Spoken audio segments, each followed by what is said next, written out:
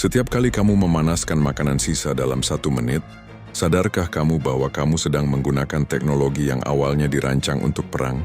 Pada tahun 1945, seorang insinyur bernama Percy Spencer sedang menguji sebuah mesin radar militer. Tiba-tiba ia merasakan sesuatu yang aneh. Coklat batangan di sakunya meleleh total. Bukan karena panas, tapi karena gelombang mikro dari mesin di depannya. Penasaran, ia mencoba meletakkan biji jagung. Dan dalam sekejap, popcorn berhamburan di labnya. Dari kecelakaan lelehan coklat itulah, oven microwave lahir.